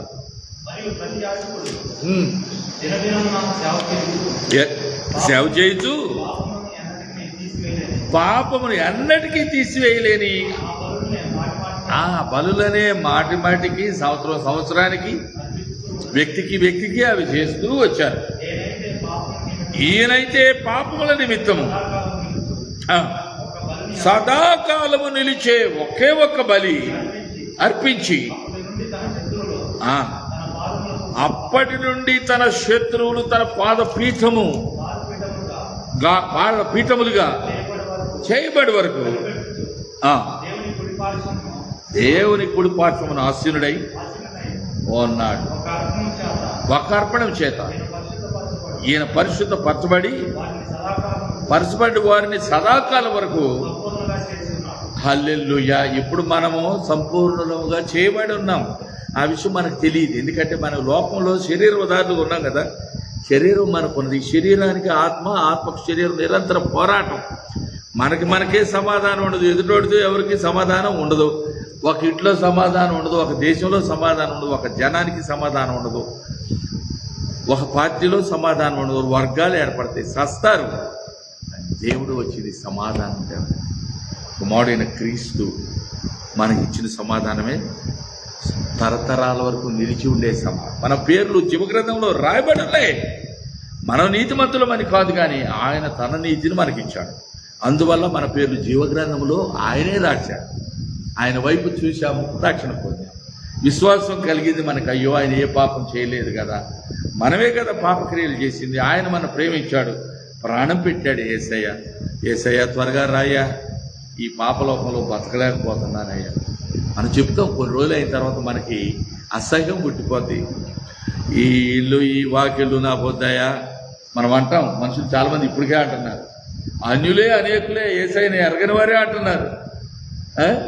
లోకంలో జరిగే దురన్యాయాలకి బాధపడి భయపడి కన్న కడుపులు పుట్టిన పిల్లలు వాళ్ళు చేసుకునే కొట్లాటలు, గొడవలు, వాళ్ళు మాట్లాడే మాటలు, తల్లిదండ్రులను చిట్టి శాపనార్థాలు పెట్టి వారు చేసేవన్నీ ఎందుకు ఈ పనికిమాలిన పాడు బ్రతుకు సత్తే బాగుండా అని అనుకుంటున్నారు చాలామంది. వృద్ధాప్యంలో ఉన్నాడు కూడా ఆరోగ్యాన్ని బాగుండా కూడా. ఎందుకంటే పిల్లల వల్ల సంతోషము, సమాధానం రాదు. పిల్లలు, పెళ్ళిళ్ళు, పెద్దలు, ఎవరి వల్ల, ఏ మానవుల వల్ల భూమి మీద సమాధానం రాదు. యేసయ్యే నిత్య సంతోషము, తండ్రి అయిన దేవునితో నిత్య సమాధానము. పాపములకు ప్రాయశ్చిత్తం చేశారు, నరకాగ్ని పాలు కాకుండా తప్పించారు, మరణంలో నుండి జీవములోనికి మన్ని ఆయన దాటించేశారు.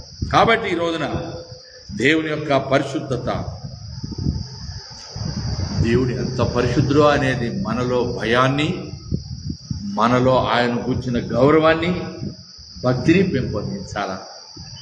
ఆయన ఆరాధిస్తూ ఉండగా మన పాపమును కూర్చున్న ఒకవైపు ఆ పాపము యొక్క మూల్యం ఎంత గొప్ప, అమూల్యమైన ధరను, ఆ యొక్క ద్రవ్యాన్ని యేసయ్య తన ప్రాణంతో చెల్లించాడు, రక్తం చెల్లించాడు. కనుక ఆయన ఆరాధిస్తూ ఆయన ఇచ్చిన ఉచిత కృపను జ్ఞాపకం చేసుకుంటూ ఈ లోక సంబంధమైనటువంటి సులువుగా చిక్కులు పెట్టి పాపములన్నింటినీ జయించుకుంటూ సింహాసనం యొద్దకు, కృపాసనం యొద్దకు మనము సాగిపోవాలి. యేసయ్య సన్నిధే కృపాసనము, యేసయ్య వాక్యమే సత్యము. ఆ పీఠము దగ్గరకు రావాలి, ఆయనను దర్శించుకోవాలి, ఆయనకు మనము మన కుటుంబము అంకితం చేసుకోవాలా. ఆయన అదుపాజ్ఞలో జీవించడానికి మనము దేవునితో నిబంధన చేసుకోవాలా. ఈ లేవియ కాండము మనకేం చెప్తా ఉన్నది? దేవుడు పరిశుద్ధుడని, పాపమునకు రక్తం యొక్క బలి అర్పణ అవసరమని అది జ్ఞాపకం చేస్తుంది. కల్వరిలో యేసయ్య తన రక్తం చెందించడం వలన, అమూల్యమైన తన రక్తం చేత మన ఆత్మలకు ఆయన ప్రాయశ్చిత్తం చేశాడు, ఆ పాపంలో పరిహారం చేశాడు. ఆయనే మనకు ప్రధాన యాజకుడై మన తండ్రి అయిన దేవునికి సమాధానం చేశాడు. ఆ సమాధానం మనలో కలిగి ఉండి ఇతరులకు కూడా అట్టి సమాధానం చూపిస్తూ సమాధానపరిచే సత్య సువార్త. యేసయ్య పాపం క్షమిస్తాడు, ఆయన నమ్ముకోండి, మేము ఆయన నమ్ముకున్నామని చెప్పాలి. అదే సాక్ష్యం. అంటే సంఘం అంటే ఎవరు? ఈ విధంగా యేసయ్యను అంగీకరించిన బిడ్డలందరూ ఒక ఆత్మతో సత్యంతో ఆయన ఆరాధించాలి. కాబట్టి ఒక సముఖంలో చేరి దేవుని ఒక ఇద్దరు, ఒక ముగ్గురు ఒక చోట ఎక్కడ కూడి ఉంటారు, అక్కడ వారి మధ్యలో నేను నివాసం ఉంటానని మధ్యలో నేను వస్తానని చెప్పారు. ఆయన సన్నిధి ఉంచుతాను. ఇప్పుడు మనం ఇంత భరోసాతో, ఇంత నిశ్చయంతో, ఎంత దీర్ఘ, లేకపోతే ఒట్టి కబుర్లు అయితే నేను ఎంతసేపు చెప్పేవాడిని కాదండి. ఇవి కాకమ్మ కబుర్లు అయితే నా టైం అంతా వెచ్చించి నా డబ్బులన్నీ ఖర్చు పెట్టి ఇటు ప్రింట్లు చేయను, నేను సిద్ధపరిచే ఈ ప్రసంగాలు ఎవరిని బాగు చేయడానికి కాదు కదా, సత్యాన్ని తెలియచేయడానికి, నేను తెలుసుకుని ఎప్పటికప్పుడు జ్ఞాపకం చేసుకోవడానికి. ఎక్కడో దూరదేశంలో ఉన్న నా కొడుకు కూడా ఈ సత్యంలో ప్రతిష్ఠించబడాలని, ఆయనకు ఒక ఆస్తిగా ఇవి ఉండాలని, దేశమంతటే నేను బాగు చేయలేకపోవచ్చు, ఎవరికి సహాయకరంగా ఉండకపోవచ్చు నా మాట, కానీ నాకు, నా కుమారుడికి, నా భార్యకి, అలాగే నాకు నా వాక్యం విని ఉన్న నా ప్రియ సంఘబిడ్డలైన మీరందరికీ దేవుని యందు మనమంతా కుటుంబస్తులము, దేవుని యందు వెంబడించే వారము. అలాగే దేవుడు మనకి సంఘముగా మనకు ఒక బాధ్యత ఇచ్చాడు. మీరు సర్వలోకమునకు వెళ్ళి సర్వసృష్టికి సువార్తను ప్రకటించమన్నాడు. అందుకే ఎన్నో ప్రయాసాలకు వచ్చి ఎన్నెన్నో సభలు పెట్టాము, లక్షలు కోట్లు కూడా ఖర్చు పెట్టాము. దేవుడు ఇచ్చినవే, ఆయన ఇవ్వకపోతే ఎవరికి ఏమీ రావు. ఆయనకే మహిమ కలుగును గాక. ఆయన బిడ్డలుగా ఏక మనసు కలిగి, ఏకతాత్పర్యం కలిగి లోకములో కృతజ్ఞతాపూర్వక హృదయాలతో ఆయన మహిమార్థమై జీవించుటకు దేవుడు తన మెండైన కృపను అనుగ్రహించును గాక. ఆమేన్. అందరికీ చాలా వందనాలు. ఈ సమయంలో యేసయ్యను, అయా నీవు చిందించిన రక్తాన్ని బట్టి నీకు వందనాలని చెప్పుకుందామా? ప్రార్థన చేద్దాం. మరి వివేక్ ఒకసారి నిలబడి, యేసయ్య నీవు ఈ లేవీ కాండం ద్వారా మాతో మాట్లాడావు. ఈ మాటల్లో ఉన్న సత్యాలు మా అంతరంగంలో రసం పిండి మా ఆత్మలో కుమ్మరించయ్యా. అవి మాకెంతో మేలు. నీ ఆత్మ మాకు అనుగ్రహించాలని ప్రార్థన చేయాలని కోరుతుంది. ఇటువైపు వచ్చి నిలబడితే ప్రార్థన. ఎస్ ఎస్ మధ్యాహ్న సమయం ప్రభావ, ఆదివారం ప్రభావ, అయ్యా సంఘంలో చేరు ప్రభావ, స్థుతించి ఆరాధించే భాగ్యాన్ని ఇచ్చిన ప్రభావం ప్రభావ. అవును తండ్రి. చెప్పిన వాక్యాన్ని బట్టి ప్రభావ, ప్రభావ వెనక రోజులు 10 రోజులు ప్రభావ, వాటి నుంచి తండ్రి విముక్తి కలిగించి ప్రభావ, మా కోసం తండ్రి మీరు ప్రాణంతో ఉన్న ప్రభావ, మీ రక్తము తండ్రి అవునయ్యా మా పాప నిమిత్తం ప్రభావ చిందించి ప్రభావ, తండ్రి మీ పరిశుద్ధమైన రక్తంలో నమ్మని ప్రభావ. అవును తండ్రి. చేసి తండ్రి మా పాపను విముక్తి కలిగించిన తండ్రి మీ వైపు తిరిగే ప్రభావ, అందరినీ ప్రభావ మీ వైపు చేర్చుకొని ప్రభావ, తండ్రి ఈ మనుషుల రూపంలో ఉన్నాం ప్రభావ, మా పాపం కలిగి ప్రభావ, మీ పరలోక రాజ్యానికి మా ఆత్మను ప్రభావ చేర్చుకోవడానికి తండ్రి నువ్వు ఏర్పాటు చేసిన అవకాశాన్ని ప్రభావ, ఇచ్చిన ఏర్పాటును ప్రభావ, తండ్రి అందరూ దాన్ని సద్వినియోగపరుచుకొని ప్రభావ, అందరూ మీ వైపు తిరగడానికి తండ్రి సహాయం చేయండి ప్రభావ. తండ్రి ఇంకా ప్రభావ ఈ వాక్యంలో ఉన్న సత్యాల ప్రభావం మేము తెలుసుకొని ప్రభావ, అందరూ తండ్రి మీ వైపు తిరగడానికి ప్రభావ, ప్రతి ఒక్కరు ఆసక్తి కలిగి ప్రభావ, వాక్యాన్ని చదువుకొని ప్రభావ, దాన్ని అర్థం చేసుకొని మీ వైపు దాన్ని నడవడానికి ప్రతి ఒక్కరు సహాయం చేయమని అడుగుతున్నాం ప్రభావ. తండ్రి మరి ప్రతి సంఘంలో ప్రభావ ఎవరైతే ప్రభావ చేరి గుర్తించడానికి ఇచ్చిన అవకాశం బట్టి ప్రభావ కొన్నాను ప్రభావ. తండ్రి ఎవరికి అవసరాలను తీర్చండి ప్రభావ. అవును దేవ. ప్రతి ఒక్కరికి మంచి ఆరోగ్యాన్ని దయచండి ప్రభావ. ఆత్మీయంగా బలపడటానికి తండ్రి సహాయం చేయండి ప్రభావ. శరీరాల మీదే తండ్రి అనారోగ్యంతో ఉన్న ప్రతి ఒక్కరిని ముట్టండి ప్రభావ, స్వస్థపరచండి ప్రభావ. వాళ్ళ ఆశలను నెరవేర్చండి ప్రభావ. రానన్న పెట్టిన ప్రభావ వచ్చి ఆధారం తీసుకొని రాని ప్రభావ.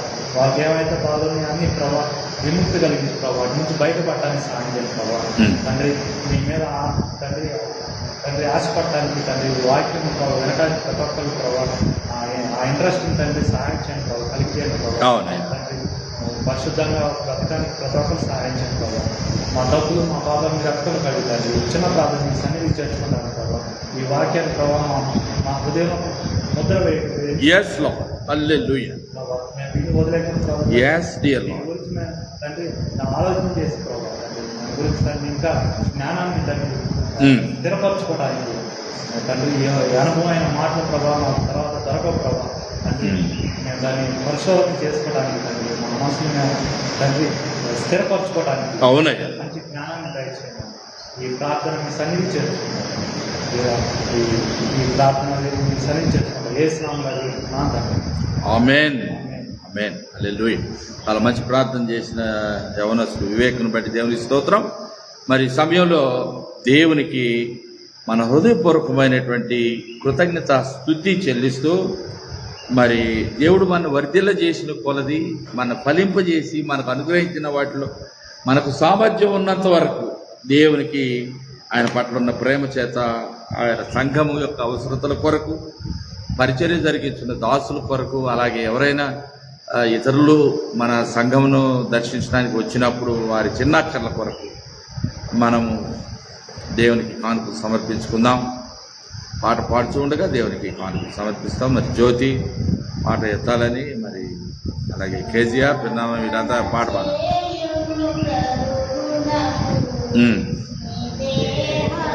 ధనము సమయమును అర్పణ చేయుము ప్రభువునకు.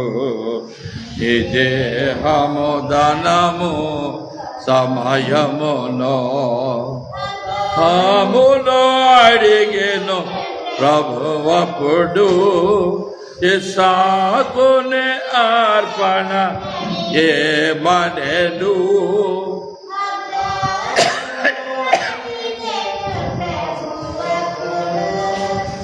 ఇస్సాకుని అర్పణ ఏమనెను.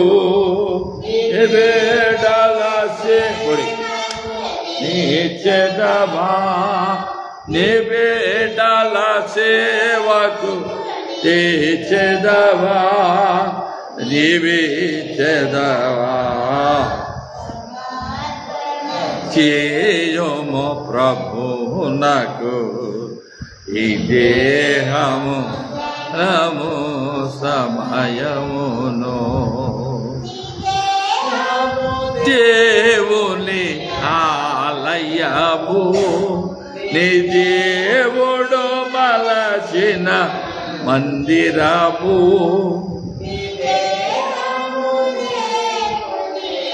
ఆలయము దేవుడు మలచిన మందిరము. తీర్చెదవా సజీవ యాగముగా తీర్చెదవా అనివేచెదవా సమర్పణ చేయుము ప్రభువునకు. నీ దేహము ధనము సమయమును. హల్లెలూయా. చెప్పు. ఇక్కడ నిలబడి ఇటు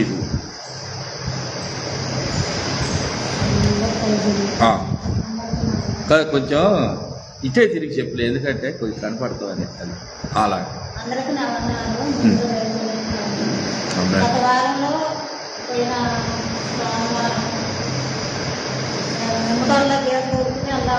తోలుకుని వెళ్తాను. బ్యాంక్ దగ్గర పొడుకాడికి వెళ్ళి దేవుని ప్రతి కనిపిస్తాను.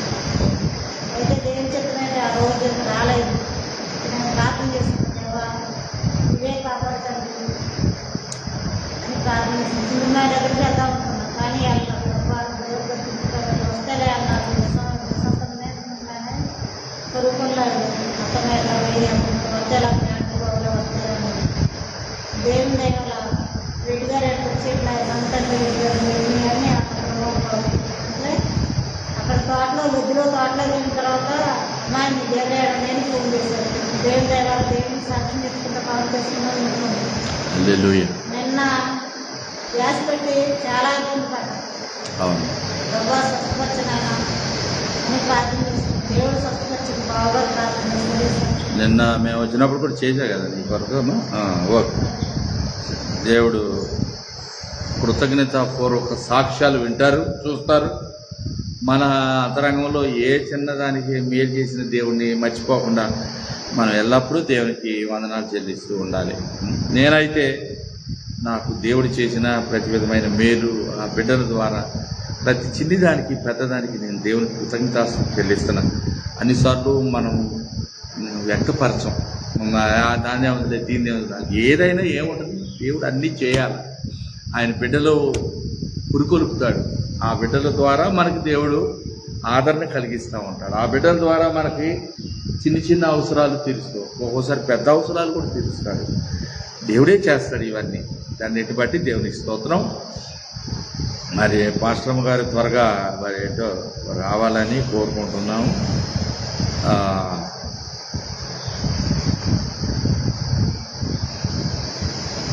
మరి దేవుని యొక్క సంఘంలో ఇక్కడ నిలబడి ఇక్కడ నిలబడి కొంచెం యువతలకు వచ్చి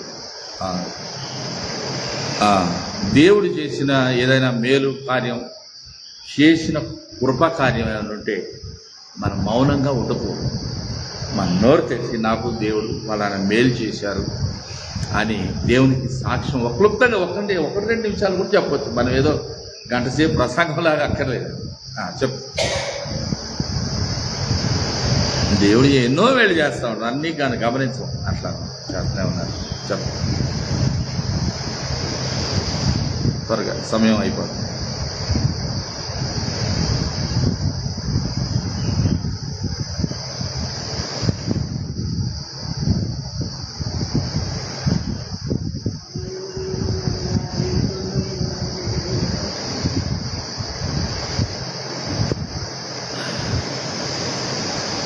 స్వరం కొద్ది పెకలాలి, ఎందుకంటే అక్కడ మనం మాట్లాడుకోవటానికి కాదు.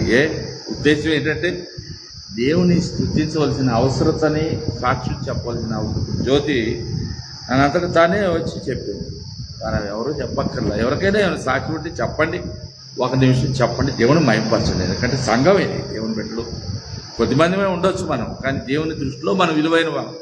మనుషులు ఏంటంటే వీళ్ళదేముందిలే, వీళ్ళకి ఏమీ లేదు, బీదవాళ్ళు, ఏమి కనపట్లేదు, ఆర్భాటం లేదు, మ్యూజిక్ లేదు, లేకపోతే ఫ్యాన్సీ థింగ్స్ ఏమీ లేవు ఇక్కడ. ఇవాళ సంఘాల్లో చూసేవి అవే. మనకి ఆయన ఏది ఇచ్చారో దాన్నే మనం కలిగి ఉన్నాం, ఆయనకే మహిమ కలిగి ఉన్నాం. చెప్పమ్మా ఒక మాట.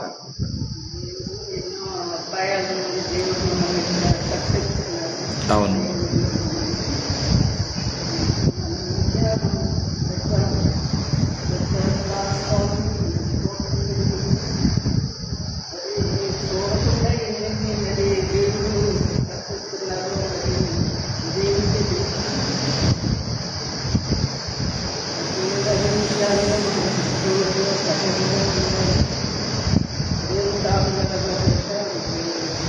ఆమేన్, హల్లెలూయా, ఆమేన్. చూడండి, ఈ మధ్య ఒక పాముని చూపించింది అమ్మగారు.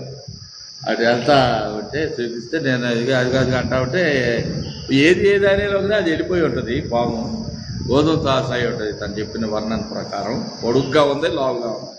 ఈ ఏరియాలో త్రాసు పాములు ఈ మన సంఘానికి ప్రక్కనే కదా చేలు అన్నీ, మన మందిరానికి పక్కనే. అంటే మందిరం నా ఇల్లు ఇది వాస్తవానికి. ఈ మందిరానికి మనం ఈ కింద హాల్ మొత్తం దేవునికి ఇచ్చేసుకున్నాం. మరి ఈ హాల్ ఆనుకొని ఉన్న చేలు, చెట్లు, భయంకరమైన పురుగు, పూచి అన్నీ ఉన్నాయి. ఎన్నో త్రాసు పాములు ఇదివరకు చంపాము, లెక్కలేనన్ని పాములు. ఇటీవల కనపట్టలేదు. నేనైనా ఈ తలుపులు, కిటికీలు తెరిచి వేడికి చచ్చిపోతాము అని పెడతా ఉంటే అన్నీ మూసివేయడం అన్న జరుగుతుంది ప్రాణ భయంతో. వాస్తవానికి మరి భయం ఉండటం తప్పులేదు, జాగ్రత్త లేకపోతే ప్రాణాలు పోగొట్టుకుంటాం అనేది వాస్తవమే. కానీ దేవుడు కాపాడకపోతే మనం బయటకు వెళ్ళిన వాళ్ళం క్షేమంగా రాలేము, రోడ్డు ఎక్కిన వాళ్ళు ఇంటికి రాలేము. మరి ఇటీవల మన ముద్దానం గుడి కొత్త కడుతున్నారు కదా, ఇప్పుడు మన దానికి దగ్గరలో ఆ గుడికి దగ్గరలో ఆ పునాది వేశారు. మరి 2, 3 మోటార్ సైకిళ్ళు ఒకేసారి గుద్దుకున్నాయండి. అమ్మా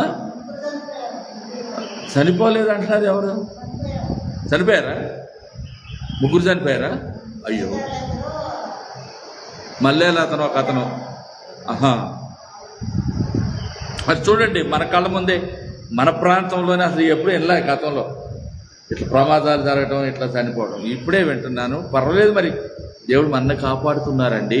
జాగ్రత్తగా ఉందాం మన ప్రయాణాలు, మన ఆలోచన విధానం యేసయ్యకి సమర్పించుకున్నాం. సరే, దేవుడు చేసిన వీళ్ళన్నింటిని బట్టి చిన్నాన్నగారు ముందుకు వచ్చి ఆ అర్పించబడిన కానుకల కొరకు, సంఘం కొరకు ఒక దీవెన ప్రార్థన చేస్తే ఆశీర్వాదంతో మనం సెలవు తీసుకుంటాం. త్వరగా రావాలి, కొంచెం ముందుకు రావాలి, ఇటు పక్కకు రావాల్సిందే. ఎందుకంటే అక్కడే కలపడానికి కూడా లేదు, ఛాన్స్ లేక. ఇటే తిరిగి ఇటు తిరుగు, ఇది కొద్దిగా ఇటు జరిగి చెప్తా. అది ఓకే, చేయండి. మహాపరిశుద్ధ దయగలిగిందేవా, నాయన కొద్ది నిమిషాలు పాటలతోనూ, ఆ తర్వాత నాయన దాసులు వాక్యాన్ని ఎవరిస్తున్నారు. ఆ వాక్యాన్ని తనగా నడవడానికి నాయన నాకు, మాకందరికి, మా సంఘానికి సహాయం చేయండి. అవును దేవా, ఎన్నో గొప్ప మేలు చేసి మా తండ్రి స్తోత్రాలు. అయ్యా, ఒక్కొక్కరి జీవితంలో ప్రభావ సాక్షులుగా, పనిముట్టిగా వాడుకునే దేవానికి వందనాలు. అయ్యా, నీ దాసుడైన నాకు కూడా ప్రభావ 3 దినాలు ప్రభావ మోషన్స్ అయ్యా, ఇంకో తండ్రి ఆ టైంలో పిల్ల తెచ్చేవారు కూడా లేరు తండ్రి. నేను ఎంతో బాధపడి ప్రార్థన చేసుకున్నాను ప్రభా. అయా సమయంలో తండ్రి పిల్లలు కూడా ఏర్పాటు చేయడానికి నాయన దాసుని లాజరుని పంపించాం. నాయన వేసుకున్న తర్వాత నాయన సంపూర్ణ స్వస్థత దయచేసినావు, నీకు స్తోత్రాలు. ఆమేన్. గొప్ప దేవుడు నాయన మా సంఘంలో కూడా తండ్రి ప్రతి బిడ్డకి ఏదో ఒక మేలు నాయన జరిగిస్తూ ఉన్నావు తండ్రి. మీరు చేసే మేలు ఎన్నో ఆపదలో నుండి తప్పిస్తున్నావు నీకు అయ్యా, ఇదిగో తండ్రి ఇట్ల ఇబ్బందుల నుంచి నాయన కాపాడుతున్నావు తండ్రి. కోడి తన పిల్లలను తన రెక్కల కింద కాసినట్టుగా మమ్మల్ని అందరినీ కాసి కాపాడుతున్నావు దేవానికి. అవును దేవా. అయ్యా, ఇదిగో తండ్రి డాక్టర్ నాయన వాళ్ళ దగ్గరికి వెళ్తే ప్రభావ మనుషులు ప్రభావ ఇంటికి తింటున్నారు తండ్రి, నీకు వందనాలు. మీ కాపుదలు లేకపోతే మేము బ్రతకలేము తండ్రి. నీ ఉచితమైన కృప చేతనే మమ్మల్ని కాపాడుతున్నావు తండ్రి, నీకు వందనాలు. అయ్యా నాయన మా దగ్గర తండ్రి పేదవాళ్ళ వెంటనే లేదు, డాక్టర్ల చేతులు బట్టి తండ్రి వేలు లాగివేస్తున్నారు తండ్రి. అయ్యా మీ దయ చూపించి మమ్మల్ని కాపాడుకుంటూ వస్తున్నాం. భయంకరమైన ఎండలో నుంచి నాయన అయ్యా భయంకరమైన పరిస్థితుల్లో నుంచి మమ్మల్ని కాపాడుకుంటూ వస్తున్నాం. అయ్యా అనేకమైన వ్యాధుల నుంచి స్వస్థపడుతూ ఉన్నాం తండ్రి, నీకు వందనాలు. చేసి మేడన్నిటికీ వేలాదిస్తున్నాం ఆయన. ఆ సంఘాన్ని బలపరచండి, సంఘ బిడ్డలను జ్ఞాపకం చేసుకుని ఆయన ఇదిగో వచ్చిన బిడ్డలందరూ బట్టి ఆశీర్వదించండి. రాని బిడ్డలు కూడా ఆయన మీ సన్నిధికి వచ్చి ఆశీర్వాదం పొందే భాగ్యం దయచేయమని ప్రార్థన చేస్తూ ఉన్నాం. సుధీర్ గారిని సత్యమణి గారిని మీరు జ్ఞాపకం చేసుకుని ఆయన కుమారుడు అమెరికా దేశంగా ఆ కుమారుడికి తోడుగా ఉండండి, మీరే అండగా కొండగా ఉండండి. త్వరలో వివాహం జరిపించండి నాయన, నీ స్తోత్రాలు. అయ్యా నీ దాసుడు నన్ను నా కుమారుడు కూడా వివాహం జరిపించండి. అవునయ్యా, పూర్తి చేయండి తండ్రి. మేము చేయవలసిన పనులన్నింటిలో సఫలం చేయమని నువ్వు సిద్ధపరిచావు తండ్రి, నీకు వందనాలు. అయ్యా మా సంఘ బిడ్డలందరికీ నిన్ను ప్రేమించడం మాకు నేర్పునాయన. వందనాలు. అయ్యా సేవకులు నాయన సేవ నిమిత్తం వెళ్ళి ఉండగా మీరే సహాయం చేసి నాయన రాకపోకలు తోడుగా ఉండండి. అయ్యా సేవలో నాయన సఫలం చేయండి తండ్రి, నీ స్తోత్రాలు. అయ్యా దయగలిగిన దేవ శక్తి మందుల యారంతలో మీరు మాతో ఉండి ప్రభావ మీ ఆత్మతో దాసుని నింపి మాట్లాడించిన విధానం బట్టి ఈ స్తోత్రాలు తెలియజేస్తూ ఉన్నాం. యారాధనాయానికి చేతులకు అప్పగిస్తూ ఉన్నాం. మీరే ఆశీర్వదించండి, బలపరచండి. ఇంకా రానున్న దినాలు విస్తరింపజేస్తండి. అనేక మందికి ఆశీర్వాదకరముగా మీకు మయంకరంగా ఉండేటట్లు మీ సహాయాన్ని అందించమని ఈ దయగలిగిన ప్రేమ గల హస్తాలకు మమ్మల్ని మేము సమర్పించుకుంటాం. యేసు పరిశుద్ధ నామములో ప్రార్థించడానికి వేడుకొంటున్నాను తండ్రి. ఆమేన్. మిక్కిలి కృప కలిగిన తండ్రి, ఈ పాదాలకు వందనాలు, స్తోత్రాలు. మీ దాసుని యొక్క ప్రార్థన అంగీకరించి ఉన్నారు. అయా మేమందరం ఏకీభవించి మేము ప్రార్థిస్తూ ఉన్నాం. ఆమె చేసిన మేళకై స్తోత్రాలు. దేవుని ప్రేమించే వారికి అనగా ఆయన సంకల్పం చొప్పున పిలువబడిన వారికి మేలు కలుగుటకై సమస్తమును సమకూడి జరుగుతున్నవని ఎరుగుదుము. ఆ జరిగే ప్రాసెస్లో, ఆ ప్రక్రియలో కొన్ని కీళ్లు ఎదుర్కొంటున్నాం, కానీ అంతిమంగా మాకు జరిగేది మేలే ప్రభు. వివాహాలు జరిపించండి, పిల్లలు నాయన వారు స్థిరపడాలి. జీవిత దినాలు గడిచిపోతున్నాయి. కుటుంబాలు పెద్దలుగా ఉన్న మేము పెద్దవాళ్ళం అయిపోతున్నాం, వృద్ధాప్యంలోకి వస్తున్నాం. ఎంతోమంది ఈ యొక్క నిమిత్తం కూడా ప్రార్థన చేస్తున్నాం. మా సంఘంలో అనేకుల యొక్క ఉద్యోగాలు, జీవితంలో స్థిరపడవలసిన అవసరత, దూరదేశంలో ఉన్న మా కుటుంబాలకు సంబంధించిన పిల్లలు, మా అన్నదమ్ముల పిల్లలు, మా పిల్లలు ఎక్కడెక్కడో వారు జీవితంలో స్థిరపడ్డారు. వారికి కావలసినటువంటి శక్తి యుక్తులు దయచేయండి, జ్ఞానము దయచేయండి. అన్నిటి కంటే నీ వైపు చూచి రక్షణలో స్థిరపడి ఉండటానికి సహాయం చేయండి. మరి ముఖ్యంగా కుటుంబాల విచ్ఛిన్నం కొరకు సాతానుడు అనేక రీతులుగా ప్రయత్నం చేస్తుండగా వాని ప్రయత్నం వమ్ము చేయండి. వీళ్ళకి శక్తిని బలం అనుగ్రహించండి. సంపూర్ణ సత్యంలో స్థిరపరచండి. మీరే ఆర్థిక వనరులు సమకూర్చండి, ఆయురారోగ్యం దయచేయండి. మీరు ఆకలి కొరకు సిద్ధపడటం సహాయం చేయండి. సమాధానంతోనూ, శాంతితోనూ, ఆశీర్వాదంతోనూ, ఆరోగ్యంతో నింపుమని మాయం పొందమని జవాధిపతి అని యేసు పరిశుద్ధ నామంలో ఈ ప్రార్థన మనల్ని సమర్పించి వేడుకుంటున్నాము తండ్రి. ఆమేన్. మన ప్రభు అయిన యేసు క్రీస్తు కృప, తండ్రి అయిన దేవుని ప్రేమ, పరిశుద్ధ ఆత్మ యొక్క సహవాసము సన్నిధి మనకందరికీ ప్రభువును ప్రేమించు ఆయన ప్రత్యక్షత కొరకు ఎదురుచూచు ఆయన సమస్త భక్తులకు దేవుని మెండైన కృప సదాకాలము తోడుగా ఉండి నడిపించి బలపరచును గాక. ఆమేన్. ఆమేన్. హల్లెలూయా. అందరికి వందనాలండి. దేవునికి స్తోత్రం. తాళ